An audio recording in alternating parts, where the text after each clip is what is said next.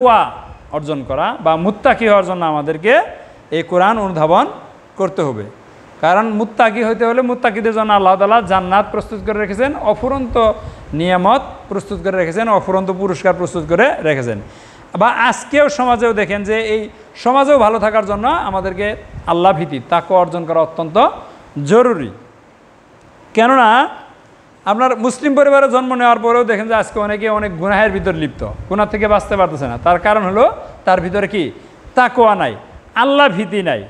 ঠিক আছে, তার পর্যাপ্ত সম্পদ থাকার পরেও সে হালাল উপায়ে আরও সম্পদের পাহাড় করতেছে।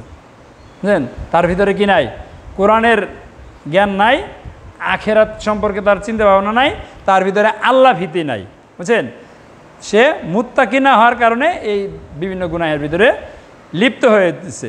ঠিক আছে, এই জন্য আমাদেরকে এই কোরআন অনুধাবনের সাথে বুঝে বুঝে পাঠ করলে হৃদয় মন শিহরিত হয়।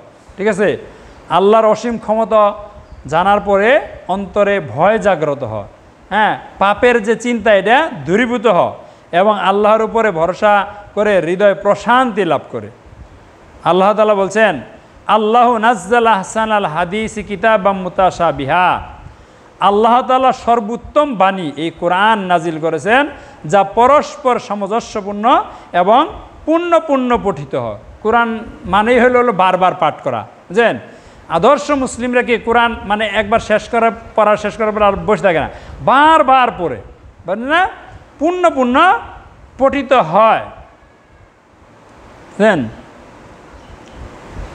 মাসানিয়া তাকশা ইরু মিনহু জুলুদুল্লাযিনা ইয়াখশাউনা রাব্বাহুম সুম্মা তালিনু জুলুদুহুম ওয়া কুলুবুহুম ইলা যিকরিল্লাহ।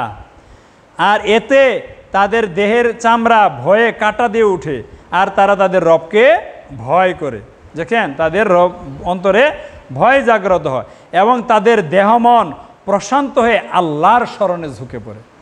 আল্লাহর বিধান জানা এবং মানার ব্যাপারে তাদের অন্তর কী হয়ে পড়ে? ঝুঁকে পড়ে বাস্তবতার কারণে। জালিকা হুদাল্লাহি ইয়াহদি বিহি মাইয়াশাউ। এই হলো আল্লাহর হেদায়েত। আল্লাহ যাকে ইচ্ছা তাকে হেদায়েত প্রদর্শন করেন। বুঝলেন, সঠিক পথ প্রদর্শন করেন। এই জন্য আমাদেরকে আল্লাহর কাছে হেদায়েত চাইতে হবে। ওমাইয়ুদিলিল্লাহু ফামা লাহু মিন হাদ। আর আল্লাহ যাকে পথভ্রষ্ট করেন তাকে পথ দেখানোর মতো কেউ নেই।